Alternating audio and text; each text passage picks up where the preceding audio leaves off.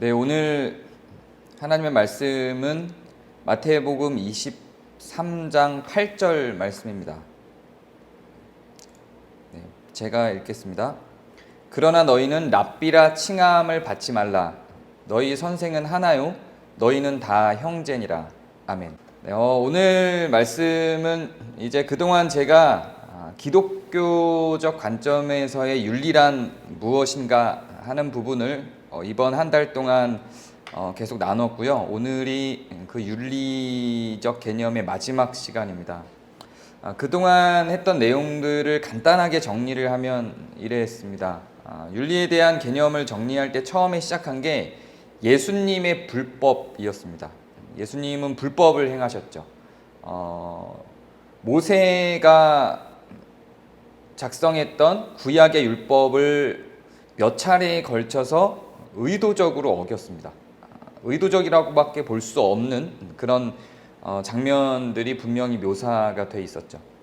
자, 그런데 왜 굳이 율법을 어기면서까지 다른 어떤 일을 하셔야 했는가? 과연 법이라고 하는, 예수님이 어기신 그 법이라고 하는 개념과 그 법을 어기면서 실행했던 예수님이 하신 그 무엇은 무언가, 예수님이 법을 어기면서 살아내신 그 삶은 과연 무엇인가, 왜 굳이 법을 어기면서까지 그 삶을 살아내셨는가 하는 부분들이 우리가 윤리적 개념을 이해하는 데 첫걸음이었습니다.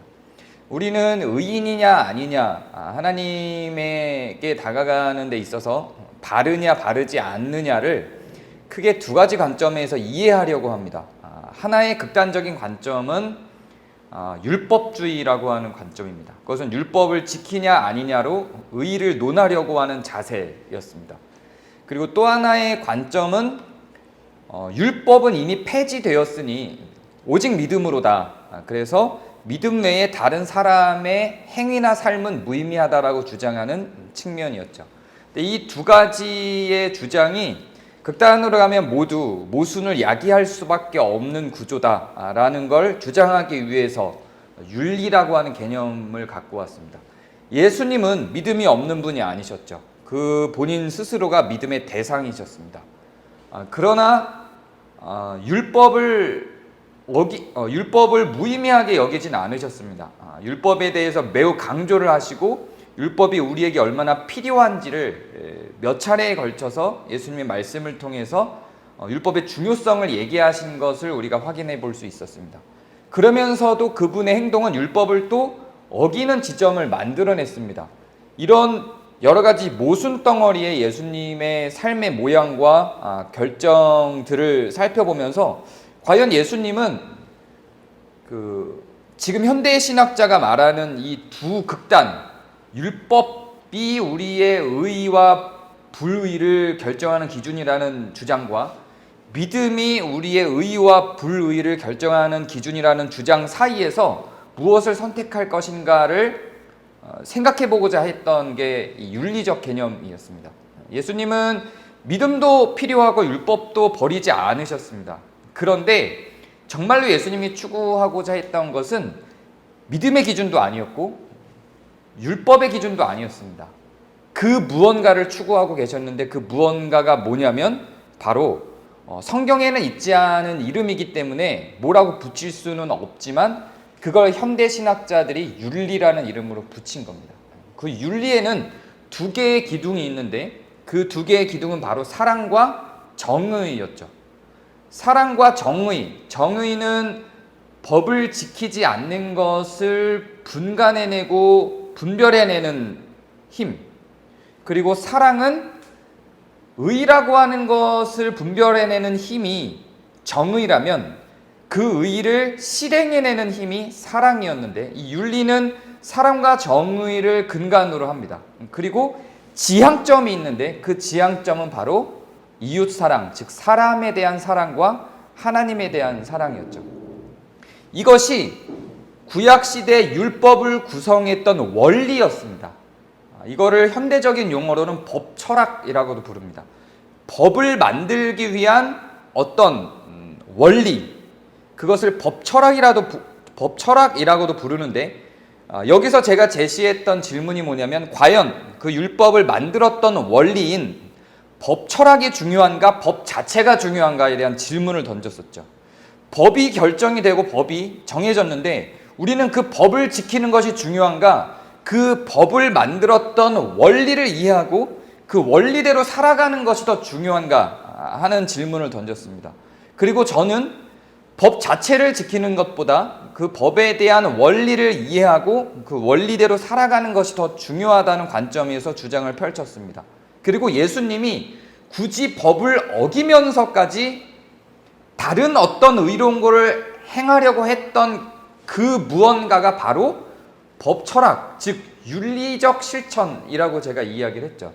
그래서 법이라고 하는 건, 특히 구약의 율법이라고 하는 건 그 시대의 배경과 그 시대의 상황 속에서 만들어진 것이죠. 그럼에도 불구하고 굉장히 중요한 요소이고 현대까지 그 구약시대에 만들어진 율법이 유의미하게 지속되는 것들이 있습니다. 그런데 무의미해져 버린 율법들도 있죠. 돼지고기 먹지 말라는 건 이제 의미가 없죠. 그러나 살인하지 말라는 건 여전히 유의미합니다. 이런 기준들을 어떻게 우리는 분별해낼 수 있는가?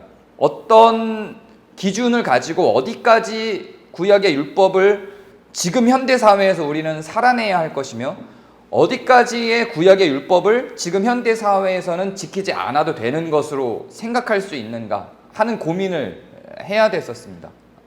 그 기준이 되는 게 바로 그 율법을 만들었던 원리를 이해하는 것, 즉 윤리를 이해하는 것이었습니다.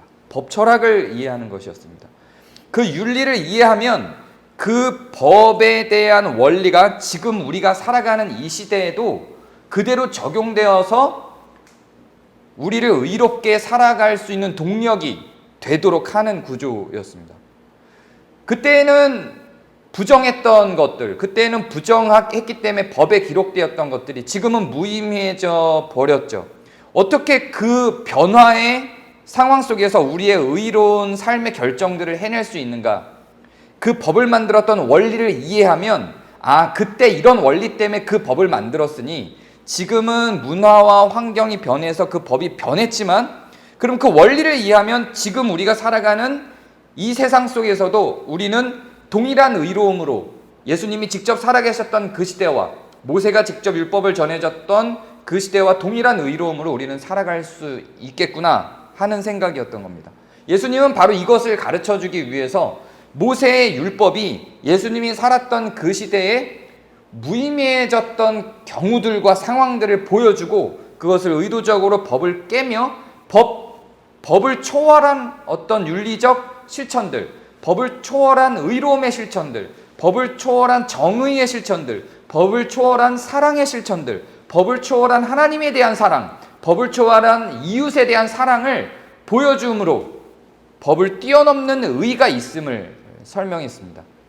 그래서 예수님은 법을 버리신 것이 아니라 율법을 버리신 것이 아니라 우리의 구원에 있어서 구원을 주는 것이 율법이 아니다라고 하는 그 주장들이 율법이 무의미해져서가 아니라 법이 무의미해져서가 아니라 법이라고 하는 것은 우리의 뒤에 쫓아오는 개념들인 것이고 우리는 윤리적 개념으로 법을 만든 원리를 이해하고 윤리적 개념을 삼아 앞으로 법을 초월해서 나아가는 방향으로 살아가는 것이 성도의 삶이다 이렇게 이야기를 했었습니다. 우리는 법을 바라보고 구원을 향해 달려가는 자들이 아니고 법을 기준으로 하여 구원을 향해 달려가는 자들이 아니고 법은 자연스럽고 당연한 것이며 그것을 초월하여 법보다 우등한 법보다 앞선 의를 실천하고 법보다 앞선 사랑을 실천하며 살아가는 사람들이다 라고 하는 이야기를 했었죠. 여기까지가 그동안 우리가 올 한 달 동안 8월 한 달 동안 쭉 살펴봤던 내용의 요약입니다. 그럼 오늘은 이 윤리에 대한 마지막 시간으로 무엇을 하냐면 윤리의 끝이라는 개념입니다. 윤리는 그렇다면 무엇을 위하여 있는가? 그 지점이 우리에게는 굉장히 큰 의문으로 남을 수밖에 없습니다. 신앙에 대한 질문은 결코 악한 것이 아니고 더 본질적인 신앙을 찾는 데 도움을 준다고 저는 생각합니다. 그래서 우리는 이런 질문을 던질 수 있습니다. 왜 우리는 사랑해야 하는가? 왜 우리는 의로워야 하는가? 왜 우리는 정의로워야 하는가에 대한 질문을 던질 수가 있습니다. 혹은 왜인지에 대해서 알 수 없다면 그 끝에는 무엇이 있는가에 대한 고민을 할 수밖에 없습니다. 예전에 작년 설교에서 제가 한번 칸트라고 하는 사람의 정언명령이라고 하는 개념을 설명한 적이 있습니다. 도덕은 그 도덕을 실천함으로 어떤 기쁨을 얻거나 다른 어떤 이익을 얻기 위해서 갖는 것이 아니라 도덕은 그 도덕 자체로 의미롭기 때문에 실천하는 것이다. 이런 설명을 했죠. 그게 일면에 감동을 주죠. 그런데 그런 설명만으로는 우리가 도덕적 인간, 윤리적 인간, 법을 지키는 사람, 사랑을 실천하는 존재로서 살아내게 하는데 동력을 주기 좀 부족합니다. 최소한 저는 그렇게 생각합니다.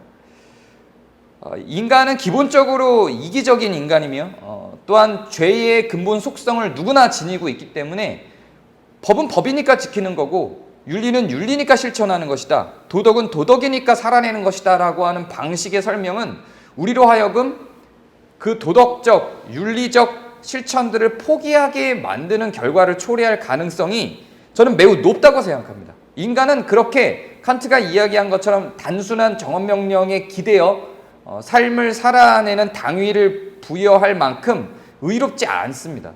그 끝에 무엇이 있는지를 궁금해하고 이것을 해서 나에게 얻어지는 것이 무엇인지를 생각하고 고민할 수밖에 없는 존재들입니다. 인간이라는 게 그렇습니다. 그 이기 앞에 부딪힐 수밖에 없습니다. 내가 선한 행동을 했을 때 이것이 우리에게 무엇을 가져올 것인가, 우리가 신앙생활을 했을 때 이것이 우리에게 무엇을 가져올 것인가, 어떤 결과를 초래할 것인가라고 하는 고민을 떠나서는 그대로 살아내지 않습니다. 그게 인간입니다.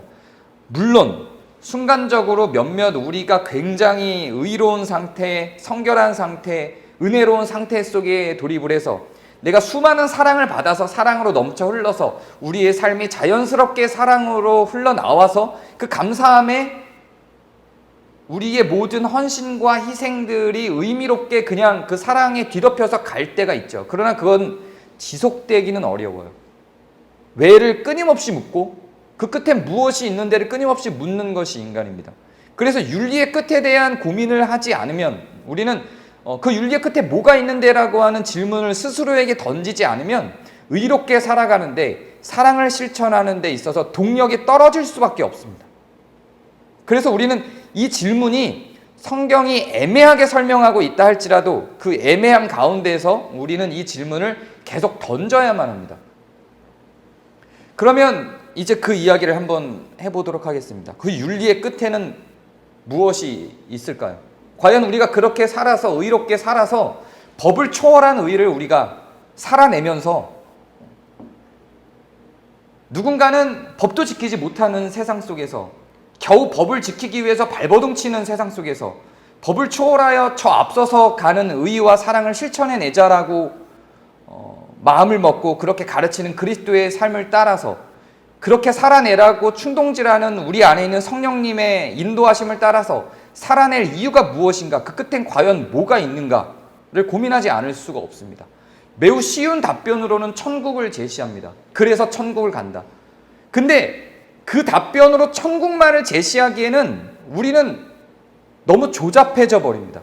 천국은 간다 안 간다의 기준으로만 살펴지죠. 그러면 또 우리는 이렇게 율법적 기준을 갖다 대고 율법의 원리를 적용시켜서 구원을 또 이해해버리게 됩니다. 천국을 이해하게 되죠. 그래서 그러면 어느 정도까지 의여야 천국에 도달하는데, 그럼 처음으로 다시 돌아가는 거예요. 법을 지키는 것이냐 믿음이냐. 천국을 가냐 마냐의 문제만으로 이야기를 하니까 그렇게 되는 겁니다. 그래서 어느 정도까지 가야 천국을 가는데라는 그 질문 속에는 이미, 어느 수준이어야 천국을 가는데라는 그 질문 자체에는 이미 그것만 도달하면 나는 다른 것들은 악하게 살 거야 라고 하는 악한 마음이 그 속성 안에 이미 있는 거죠. 그래서 이게 나눠지는 겁니다. 율법만 지키면 천국을 가는 거야. 그럼 율법을 지키는 것까지만 하면 돼 라고 하는 율법주의로 가는 거고요. 아니야, 믿음만 있으면 가는 거야. 그러니까 믿음만 있으면 돼. 우리의 삶은 막 망가져도 돼. 막 살아도 되거든. 성추행해도 괜찮아. 우리 병욱이 아저씨 말처럼요. 하나님하고 나와 관계 속에서 걸리적거리는 건 믿음밖에 없어. 그렇게 이야기를 하는 수밖에 없어지는 거죠. 우리의 목표가 이 경건의 끝이, 이 윤리의 끝이, 우리의 사랑의 끝이 단지 천국이라고만 본다면 인간은 그렇게 조잡해질 수밖에 없어요. 저는 그 윤리의 끝에, 우리가 실천하는 사랑의 실천의 끝에 공동체가 있다고 생각을 합니다. 그래서 저는 그 모든 윤리의 끝과 이 역사의 끝, 신앙의 여정의 종합적인 결과가 바로 제가 늘상 이야기하는 요한복음 17장에 있다고 생각을 합니다. 그래서 제가 그 부분을 다시 읽어드릴게요. 이 얼마나 영광된지를 한번 들어보세요. 제가 뭐 하도 많이 이야기하니까 이제 여러분들은 거의 암기하다시피 하실 텐데요. 내게 주신 영광을 내가 그들에게 주었사오니, 주님에게 있던 영광이에요. 이는 우리가 하나 된 것 같이 그들도 하나가 되려 함이니이다. 여기에요. 하나님하고 하나가 되는 거죠. 이것보다 더 큰 끝이 어디 있을까요? 이거를 도달하는 것보다 더 큰 끝이 어디 있을까요? 천국을 들어가는 수준이 아닌 거예요. 그냥 천국 가서 황금길 있는 그런 어떤 4차원, 5차원, 6차원적인 이 세상과 다른 어떤 공간 속에 존재하는 개념하고는 다른 거죠. 단지 고통이 없는 어떤 공간으로 이동해서 고통이 없는 어떤 상태가 되는 것과는 완전히 다른 개념이죠. 하나님과 하나가 되는 거예요. 곧 내가 그들 안에 있고 예수님이 우리 안에 있고 아버지께서 내 안에 계시어 그들로 온전함을 이루어, 우리가 온전해져요. 하나가 되게 하려 함은 아버지께서 나를 보내신 것과 또 나를 사랑하신 같이 그들도 사랑하신 것을 세상으로 알게 하려 함이로소이다가 신앙의 끝이에요. 그게 윤리의 끝인 거예요. 우리의 윤리는 여기를 향하고 있는 거예요. 하나님과 하나 되고 또 그들도, 우리도 공동체적으로 다 하나가 되는 거죠. 그리고 예수님과도 하나가 되는 거예요. 아버지여 내게 주신 자도 나 있는 곳에 나와 함께 있어. 이제 천국적 개념의 장소적 개념이 나오죠. 아버지께서 창세전부터 나를 사랑하심으로 내게 주신 영광을, 단지 사랑에만 있지 않아요. 하나님의 영광도 우리 있게 되는 거예요. 그들로 보게 하시기를 원하옵나이다. 이게 윤리의 끝이에요. 이걸 향해서 달려가죠. 이걸 향해서 달려가면서 과정들을 설명합니다. 예수님은 이 과정을 뭘로 계속 설명하냐면 우리를 향해서 친구라고 부르시는 방식으로, 형제라고 부르시는 방식으로 이 윤리의 끝을 설명합니다. 그 윤리의 끝에 우리가 천국에 이르러서 살아가게 될 삶은 뭐냐면 사실은 뭔지 몰라요. 우리는 그 존재가 돼본 적이 없기 때문에 하나님과 같이 되는 존재인 거예요. 그래서 구약과 신약에서도 반복적으로 너희를 신이라고 칭하는 영광스러운 부르심이 우리 안에 있죠. 그냥 내 자녀다 정도가 아니에요. 하나님의 자녀니까 하나님인 거예요. 그래서 우리를 신이라고까지 칭하시죠. 영광이죠. 잘못 흘려들으면 이단 같은 사상일 수도 있지만 성경에 있는 내용이고 이게 기독교적 복음의 가장 중요한 핵심이에요. 그 윤리의 끝은 뭐가 있냐면 우리가 신이 되는 거예요. 하나님과 같이 되는 거죠. 이러한 마음 때문에 아담과 하와가 실패했죠. 이러한 마음 때문에 아담과 하와가 실패해서 우리는 감히 우리가 하나님과 같이 된다라고 하는 말을 입에 담는 것이 불경스럽게 느껴져요. 그러나 성경이 그렇게 제안하죠. 시편에서 우리를 신이라고 부르셨다고 제안하고 있고 요한복음에서 우리를 신이라고 부르시고 하나님이 우리와 하나님과 같이 된다고, 하나님과 같이 사랑받는다고, 하나님과 하나가 된다고 그렇게 이야기를 하죠. 아버지와 내가 하나이니라라고 고백했던 예수 그리스도의 고백이 예수 그리스도에게서 끝나지 않고 우리에게도 넘어와요. 영광이죠. 이 영광이 윤리의 끝이에요. 우리는 죄된 속성을 가지고, 우리가 갖고 있는 죄된 속성을 가지고 그 거룩하신 하나님과 결코 하나가 될 수 없어요. 신이 될 수 없죠. 신이 되는 조건은 능력을 갖는 게 아니에요. 막 바람을 다루고 이 세상을 깨고 우주를 다스리고 우주를 운행하고 하는 방식이 아니에요. 의로워지는 거죠. 사랑할 수 있는 능력을 갖는 거예요. 그래서 정말로 하나님과 하나 될 수 있을 수준의 그 거룩의 한가운데로 들어가서 사랑하게 되는 구조로 가는 거예요. 그게 윤리의 끝이에요. 그게 사랑의 절정이죠. 바로 그것이 우리가 의롭게 어떤 희생에도 불구하고 의로움을 선택하며 어떤 희생에도 불구하고 사랑을 선택하며 살아갈 의미인 거예요. 그 의미가 우리를 의롭게 만들어요. 의롭게 살도록 하는 거죠. 그렇게 하나님과 하나 되게끔 만드는 것이 우리를 어떤 희생에도 불구하고 의를 향해서 달려갈 수 있는 용기를 갖도록 이끌어내고 있는 겁니다. 그 과정에서 이 땅에서 그것들을 설명해내고 그 하나됨이 무엇인지, 하나님과 하나 된다라고 하는 것이 무엇인지를 설명해내기 위해서 우리를 보고 친구라고 한다니까요. 그리고 형제라고 하죠. 그리고 자녀라고 부르기도 하고요. 성경은 끊임없이 이것들을 우리한테 제안해요. 근데 이걸 위해서 예수님께서 뭘 하셨냐면 우리의 속성 안으로 들어오셨어요. 예수님께서 이걸 위해서 하나 된다라고 하는 게 뭔지 모르잖아요. 그래서 예수님께서 그 하나 된다라고 하는 게 뭔지를 몸소 보여주셨어요. 그게 성육신이죠. 예수님께서 우리에게로 오셨어요. 그래서 인간이 되셨어요. 이 세상에 온 우주에 무소부지하시며 가득 차 계셨던 그 영광스러운 로고스이신 예수님이 육체 안으로 들어오셨어요. 그래서 잠깐 들어왔다 나가신 게 아니라 들어오신 우리 인간된 육체 안으로 들어오셔서 그 육체로 영원토록 사시기로 결정을 하신 거예요. 엄청난 희생을 하신 거죠. 우리와 형제되기 위해서 그런 결정을 내리십니다. 그래서 우리의 죄를 대속하셔서 우리가 하나 될 수 없게 만드는 조건인 우리의 죄를 제거하시고 그분이 우리의 속성 안으로 들어오셔서 우리와 동일한 인간이 되시는 상태가 되죠. 그리고 우리에게 죄를 묻지 않으시기로 결정했어요. 그런데 여기엔 조건이 있죠. 죄를 묻지 않기로 결정하는데 우리의 죄를 자복하는데 그 조건이 있어요.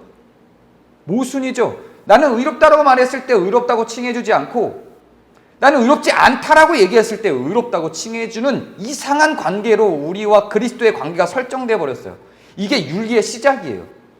윤리의 끝은 하나님과 같이 되는 것이라면 윤리의 시작은 바로 이거예요. 죄가 무엇인지를 알고 내 안에 있는 죄를 자복하는 데서 우리는 윤리의 출발선을 갖습니다. 율법이 아니에요. 법은 우리 안에 있는 죄악된 속성들을 잡아낼 수 없어요. 법이라고 하는 개념은 우리가 얼마나 악한 존재인지에 대해서 규정할 수 없어요. 법은 우리의 죄성보다도 한참 뒤에 따라오는 녀석이고요. 또 우리의 윤리는 법보다 훨씬 초월하여 앞으로 가야 돼요. 그럼 법을 가운데 두고 우리의 죄의 속성은 저 뒤에 있고요. 우리가 지향하는 바는 저 끝에 있어요. 갈 길이 멀죠. 근데 그 먼 갈 길을 가는 게 굉장히 흥미롭고 재밌어요. 그걸 예수님이 보여주셨거든요. 그리고 우리는 예수님이 보여주신 삶대로 그렇게 윤리의 끝을 향해서 하나님과 하나 되는 신이 되기 위한 존재로서 살아내기 위해서 걸어가는데요. 거기에서 예수님이 하신 방식이 그분이 우리에게로 내려오시고 죄를 자복하게 하시고 그 죄를 또 없다 칭하시는 방식으로 우리와 하나 되어 우리에게로 들어오신 거죠. 그리고 내가 너희를 사랑한 것 같이 너희도 서로 사랑하라고 이야기를 해요. 내가 너를 사랑한 것 같이 너희도 서로 사랑하라고 이야기하신 그 말씀이 우리에게 형제라고 부르고 친구라고 부르신 그 모든 하나님의 그리스도의 음성 가운데 다 담깁니다. 마태복음 7장 4절을 보면 이렇게 얘기하죠. 보라 내 눈 속에 들보가 있는데 어찌하여 형제에게 말하기를 나로 내 눈 속에 있는 티를 빼게 하라 하겠느냐.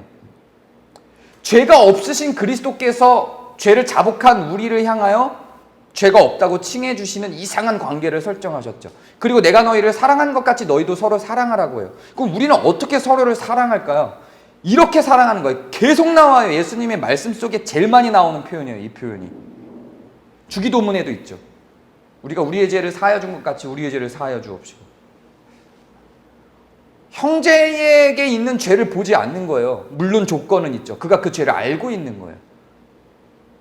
마태복음 7장 5절 보면 이렇게 돼요. 외식하는 자여 먼저 내 눈 속에서 들보를 빼어라. 그 후에 밝히 보고 네 형제의 눈 속에서 티를 빼리라. 티가 있는데 못 본 척 하라는 건 아니에요. 네 눈 속에 들보 빼고 형제의 티를 빼라 그러죠. 10장 21절엔 이렇게 해요. 장차 형제가 형제를 아버지가 자식을 죽는 데에 내주며 자식들이 부모를 대적하여 죽게 하리라. 이게요 종말의 때에 정말로 가족들과 싸우라는 의미를 하는 게 아니에요. 이게 어떤 맥락에서 흘러져 나온지를 봐야 돼요. 죄가 무엇인지를 이야기하고 있는 과정 가운데서 흘러져 나온 이야기예요. 우리가 죄를 지적하고 그 티끌과 들보들을 제거하는 작업, 죄가 죄됨을 확인하고 그 죄됨을 걷어내는 작업이 매우 중요합니다. 그 과정 중에서 우리는 가족들과 싸우는 상황들로 들어갈 수도 있어요. 이게 어떤 믿음을 지키기 위한 희생을 갖고 이야기하는 장면이 아니에요. 그 종말의 때에 그렇게 핍박받는 장면이 아니라고요. 그렇게 자꾸 오인이 되죠. 이거는 제가 이전에 종말에 대한 설교를 할 때 이 장면을 들어서 한번 설교한 적이 있어요. 그러니까 더 자세하게 설명은 안 하도록 할게요. 또 18장 15절 보면 이렇게 나와요. 내 형제가 죄를 범하거든 가서 너와 그 사람과만 상대하여 권고하라. 만일 들으면 네가 그 형제를 얻은 것이고. 형제를 어떻게 얻어요? 형제를 죄를 범한 자에게 가서 너 그거 죄야 그렇게 살지 마라고 권고함으로 형제를 얻어요. 그가 그 죄를 인정하면 형제가 되는 거예요. 우린 그렇게 형제가 돼요. 형제가 되는데요, 죄가 있는 걸 보고 못 본 척하고 지나가는 방식으로 형제가 되는 게 아닙니다. 왜냐하면 우리는 나중에 한 공동체로서 하나님과 하나 된 존재가 될 것인데, 하나님과 하나가 될 것인데, 그 하나님과 하나가 되는 존재로 가는데 왜 이 긴 역사적 여정을 갔냐면, 우린 죄인이고 그분은 거룩하시니까 이 긴 역사적 여정을 갔고 그리스도가 죄가 없어진 그분이 우리의 죄를 위해 계속해서 돌아가셔야만 했거든요. 그렇다라고 한다면 우리가 그 공동체로 가는데 첫 번째 우선되어야 할 건 죄가 제거되는 거예요. 형제의 죄가 있는데 그거를 못 본 척 해주고 죄가 있는 채로 그냥 함께 나아가는 것, 그걸 깨닫지 못하게 만들고 나아가는 것은 우리가 기독교적 윤리의 과정 가운데에서 한 공동체로 한 형제가 되는 과정은 아니에요. 최소한 성경이 말하고 있는 형제가 되는 건 그걸 묵고하고 못 본 척하고 간과하고 지나가는 것이 아니라 그 죄를 권고하고 그가 들으면 형제가 되는 겁니다. 싸우자는 거죠. 그러니까 당연히 아까 얘기한 것처럼 형제하고 아버지하고 죽도록 싸우게 되는 겁니다. 죽는 데까지 내주게 되는 거죠. 아버지를 고발하는 거예요. 죽음을 불사하고서라도 고발을 하는 거죠. 그거 죄를 깨닫지 못하면. 그러나 죄를 깨달으면 완전히 다른 그림이 펼쳐지죠. 마태복음 18장 21절을 누가복음 17장 3절을 보면요, 너희는 스스로 조심하라. 만일 내 형제가 죄를 범하거든 경고를 해야 된다니까. 이 과정이 없을 수 없어요. 경고하고 회개하거든 용서하라, 이렇게 가요. 이게 묘하죠. 그리스도가 우리에게 하신 것과 동일한 사랑의 방법이에요. 독사의 자식들아 막 이러죠. 회개하라, 천국이 가까웠느니라 이래요. 그리고 회개하면 괜찮아. 완전 돌변해요. 무슨 사이코인가요? 근데 그렇게 돌변해. 이게 우리는 쉽지가 않죠. 이게 막 싸워, 막 지적하고 분쟁이 있다가도 잘못을 뉘우치고 나오면 그래 됐어 괜찮아. 이게 어렵죠. 인간은. 그리스도는 그렇게 하신다고요. 그래서 마태복음 18장 21절 보면 베드로가 나와 이르되 주여 형제가 내게 죄를 범하면 몇 번이나 용서하리까 했을 때 이거 한번 했죠. 70번을 7번이에요. 490번. 490번 세라는 게 아니라 끝도 없이 하라는 거예요. 끝도 없이. 그렇게 우리의 죄를 안다고 우리의 죄가 없어지나요? 또 하죠. 또 짓죠. 또 반복하죠. 그 가운데서 서로 간에 죄가 지적되고 죄가 드러나지만 그걸 또 용서하고 또 용서하고 또 용서하고 또 용서하고 또 용서하는 거예요. 그것도 그냥 막 어거지로 하는 게 아니라 웰컴으로 용서를 하는 거예요. 웰컴으로. 이게 싫으면, 내가 용서할 수 없으면, 용서하는 게 너무 싫으면 뭐라 그러냐면 18장 35절에 마음으로 형제를 용서하지 않으면 나의 하늘 아버지께서 너희에게 이와 같이 하실 거래요. 무섭잖아요. 무섭죠. 죄를 지적하고 그 죄에 대한 회개가 있고 그 다음에 용서가 있고, 이게 사랑의 방법이에요. 그리스도께서 우리를 사랑하신 것 같이 우리가 서로 사랑하는 방법이에요. 이게 제일 많이 반복될 수 있는 장이 가족이죠. 그리고 확대돼서 공동체일 거고요. 지경이 넓어지면 세상을 향하겠죠. 우리는 그래서 끊임없이 정의를 실천하고 죄를 지적해야 돼요. 내 가족에게도, 공동체에도, 세상을 향해서도. 그런데 그것이 자복되어지면 그게 어떤 것이든 간에 용서할 수 있어야 되는 거죠. 그게 그리스도께서 우리에게 베푸신 사랑의 방식이에요. 그게 내가 너희를 사랑한 것 같이 너희도 서로 사랑하는 거예요. 얼마나 용서해야 되냐면, 그 용서하는 게 얼마나 힘든지 제가 몇 차례 거쳐서 계속 이야기했죠. 저도 아직도 용서하지 못하는 사람들이 있는데요. 너무 버겁죠. 용서를 한다는 게. 무엇보다도 어려운 것 같아요. 어떤 육체적 고통보다도 어려운 것 같아요. 근데 그거를 끝까지 해내라는 거죠. 그걸 안 하면 하늘 아버지께서도 너희에게 이와 같이 하실 거래요. 협박 같죠? 성경 말씀이에요. 폐지되지 않는 성경 말씀이죠. 돼지고기 먹지 말라와 같은 개념이 아니에요. 그러면서 뭐라고, 그 끝에는 뭐가 있냐면 이렇게 서로의 죄를 지적해주고 서로의 죄를 드러내주고, 물론 이 서로의 죄를 드러내는 방식에 대해서 제가 1시간을 할애해서 설교를 한 적이 있었는데, 한국교회가 취하는 그런 방식은 절대 아니라 그랬죠. 앞에 나와서 내 죄는 이랬습니다, 공동체가 다 알게 만드는 그런 방식이 아니에요. 당사자에게 가서 사죄하고 화해하는 방식인 것이지, 공동체 앞에 나와서 당사자하고는 상관없이 그냥 제3자들에게 퉁치고 지나가는 건 아니에요. 그건 자랑이죠. 그런 게 아니에요. 그 당사자에게 가서 당사자와 화해하고 죄를 용서를 구하고 용서하고 하는 과정들이 삶에서 나타나는 걸 의미하는 거죠. 그리고 오늘 우리가 읽은 말씀으로 가는 거예요. 너희는 랍비라 칭함을 받지 말라. 위계가 없다는 거예요. 위계가. 너희 선생은 하나요? 너희는 다 형제니라. 이게 윤리의 끝이에요. 반복되는 윤리 속에서 이렇게 죄를 경고하고 죄를 지적하고 돌이키고 회개하고 용서하고 다시 하나 돼서 이 가운데 정의와 사랑이 다 있죠. 죄를 드러내는 정의와 그걸 용서하고 함께 의를 실천해내는 사랑이 이 과정 가운데, 이 공동체적 활동 가운데 다 있는 거예요. 공동체가 아니면 이 활동을 할 수가 없어요. 그 가족도 공동체라고 볼 때요. 꼭 이런 교회 공동체만을 의미하는 게 아니에요. 가족도 교회죠. 가족도 공동체라는 개념에서요. 이 활동이 없으면 우린 그리스도의 사랑이 무엇인지를 알 수가 없어요. 계속 용서하는 거예요. 계속 죄는 드러나고 계속 용서하는 거예요. 그래서 드러낼 죄가 별로 없는 관계들이 발생하는 거예요. 그게 부부고 가족이고 교회들이 되겠죠. 교회는 새로운 사람들이 계속 오기 때문에 이 작업은 끊임이 없어요. 끊임이 없어요. 교회가 왜 고통스럽냐고요? 당연한 거예요. 이 작업을 하니까요. 근데 이것이 부담스럽지 않아요. 이것이 극복되는 과정들을 경험한 사람들은요, 교회가 갖는 의미가 무엇인지를 확인할 수 있어요. 그리고 여기에는 형제만 있는 거예요. 이게 가능하려면요, 선생이 있으면 안 돼요. 랍비가 있으면 안 돼요. 랍비는 오직 한 분 그리스도예요. 나머지는 다 형제여야 되는 거예요. 이게 가능하려면. 부부관계도 상하가 있으면 안 돼요. 형제여야 되는 거예요. 동일한 관계. 교회는 당연한 거죠. 교회는 너무 당연한 거죠. 상하가 위계가 있으면 안 돼요. 그래서 저는 목사도 포기되어져야 된다고 생각해요. 목사는 사실 성경에도 없죠. 한 단어 있는데 그 한 단어도 번역의 오류라고 이야기한 적이 있죠. 장로는 위계가 아니에요. 권사도 위계가 아닙니다. 집사도 결코 위계가 아니에요. 장로교 헌법에는 집사를 거치지 않고 장로가 되게 돼 있어요. 역할의 차이일 뿐이에요. 집사나 장로가 아닌 일반 성도와 집사나 장로와 아무런 차이가 없는, 목사도 마찬가지고 위계가 없는 거예요. 그게 실천되려면 저는 지금 이미 언어 안에, 목사, 장로라는 언어 안에 이미 그 위계가 담겨 있는 것 같아요. 성경에서는 그걸 위계로 만들지 않았는데 현대사회가 그걸 위계화해버렸죠. 저는 그래서 이 단어들을 해체해야 하나 이런 생각도 굉장히 많이 합니다. 위계가 있으면은 자잘못을 만드는 구조 속에서 위계에 의존하게 돼요. 랍비가 생기죠. 선생이 생겨요.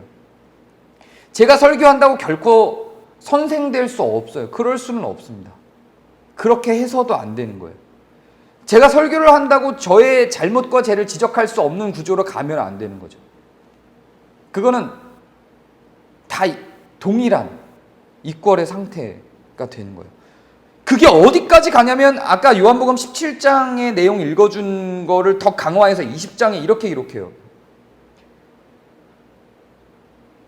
너는 내 형제들에게 가서 이르되 내가 내 아버지 곧 너희 아버지, 내 하나님 곧 너희 하나님께로 올라간다. 우리에게 형제라고 부르시고 하나님을 내 아버지 곧 너희 아버지 이렇게 이야기를 해요. 예수님이 우리랑 형제 먹었다는 거죠. 앞에서도 계속 형제라고 불렀으니까. 여기로 가는 거예요. 랍비가 없는 정도가 아니라 우리는 이제 예수님하고도 동급이 되는 거예요. 그렇게 가는 거예요. 근데 그렇게 가는 조건이 뭐냐면 경건이라는 거죠. 사랑과 정의라고 하는 거, 거룩이라는 거예요. 윤리라는 거죠. 그래서 우리는 윤리를 실천하고 살아야만 하는 당위가 성립되는 겁니다. 좀 부정한 표현을 쓰자면은 신이 되기 위해서죠. 그리고 그리스도, 좀 더 거룩한 표현을 쓰자면 하나님의 뜻이니까, 하나님이 그걸 원하시니까. 좀 이기적인 표현을 쓰자면 그게 우리가 누릴 수 있는 가장 큰 행복이니까요.